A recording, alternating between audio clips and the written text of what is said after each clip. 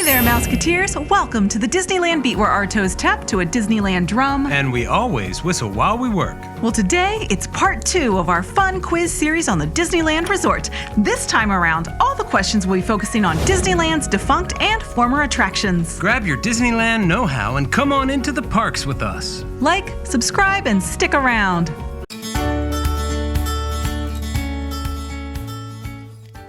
There will be 8 questions total, and here we go. Number 1, name the bouncy and blithe Toontown conveyance that you could ride when the land opened.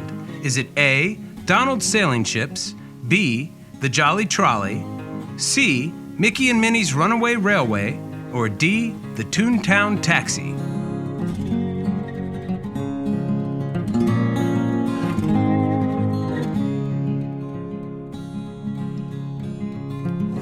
The answer is B, the Jolly Trolley. When Mickey's Toontown first opened in 1993, it had its own Main Street vehicle going up and down the boulevard. Guests could board the fun, bouncy trolley from a central station and then enjoy a complete tour, circling the fountains and seeing the sights of Toontown. You've probably seen this trolley if you've visited in recent years, sitting static in Toontown as a photo op. Though it is still operable, it is unlikely we will see the Jolly Trolley ever ride again. It was taken out of service in 2003 due to traffic issues, as the streets, they just got too crowded for it to operate safely. Number 2, in this attraction, you could ride a live animal through a painted desert? Is it A, the Frontierland Pony Train, B, the Adventureland Camel Rides, C, the Davy Crockett Horseback Adventure, or D, the Mule Pack?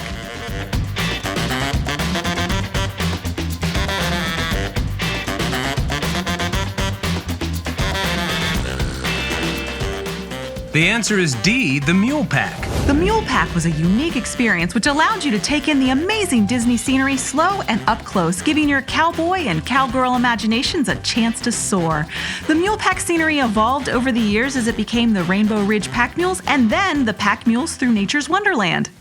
Number 3, what Disneyland attraction featured the running of the goats? Is it A, the Circle D Corral, B, Woody's Roundup, C, Big Thunder Ranch, or D, the Mile Long Ranch?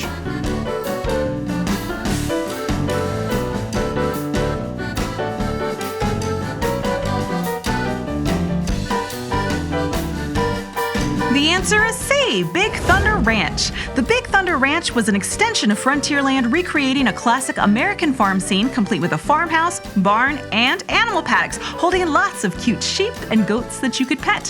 One of our favorite events at the ranch was the running of the goats, in which the goats would be released to run through a roped-off path around the ranch. The area also had a barbecue dining option that was fun, and it had a really cute stage that was used for all sorts of shows, demonstrations, and events over the 30 years that it was open. Big Thunder Ranch closed in 2016 to make room for Galaxy's Edge. Number 4, the Country Bear Jamboree was developed under the direction of Walt Disney to be used in a project in Northern California that was never built. What was the name of this mountain resort project that never was? Is it A, Mineral King Resort, B, Disney's Grand Sierra Nevada Resort, C, the Matterhorn Mountain Resort, or D, Disney's Great California?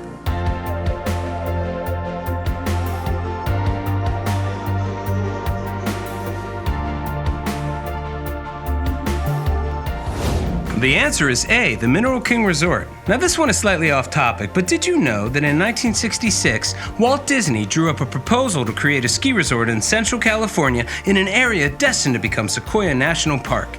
Disney had also met renowned University of Denver and Olympic ski coach Wally Schaeffler, and together they developed the village and mountain resort plans.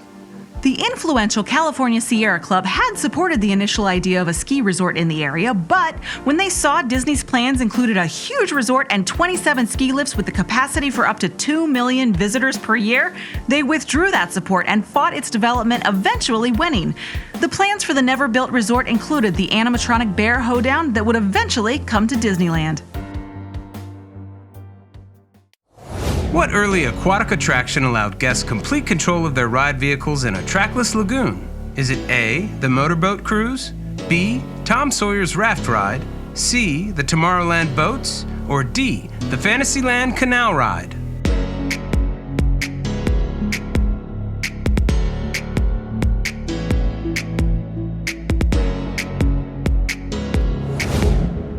The answer is C, the Tomorrowland Boats. The first year that Disneyland was open, Tomorrowland featured some really cool-looking boats that lucky guests got to captain around a small lagoon without any tracks and only a central island as a guide.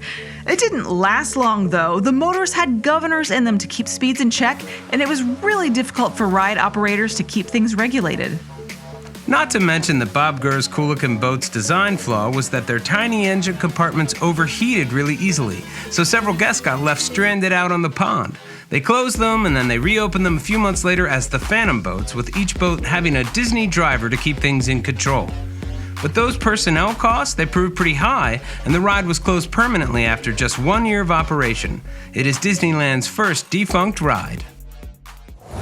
Number 6. At this repurposed New Orleans location, you could shop for and view original Disney art on display. Is it A, Pieces of 8, B, the Disneyland Dream Suite, C, Disney Anna, or D, the Disney Gallery?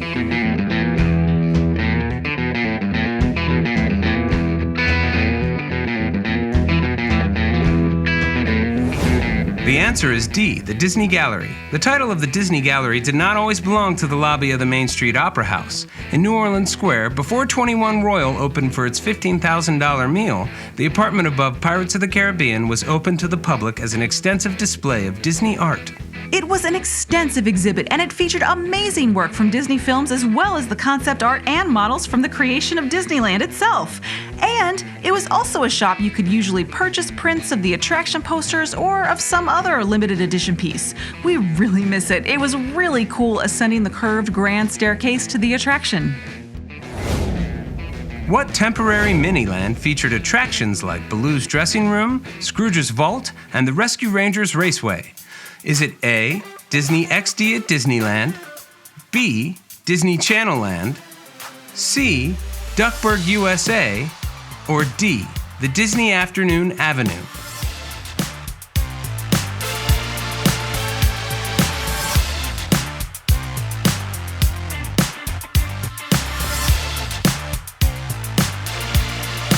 The answer is D, the Disney Afternoon Avenue. In the 1990s, Disney made the brilliant move of launching several high-quality animated network television series targeted at kids coming home from school. The animation quality was much higher than most of the competition, and they were a huge hit. The Disney Afternoon was born. The new shows were hugely popular, and in many ways they still are. Not only can you see their influence in Toontown that was created around this time, Disney even created a short-lived pop-up Miniland called the Disney Afternoon Avenue with lots of meet and greets like Baloo's Dressing Room and Scrooge's Vault, and classic ride overlays like the motorboat cruise to Gummy Glen and Rescue Rangers Speedway. Number 8. This original 3D film was the first to play at the Magic Eye Theater in Tomorrowland. Is it A, Magic Journeys, B, Captain EO, C, Honey, I Shrunk the Audience, or D, The Walt Disney Story?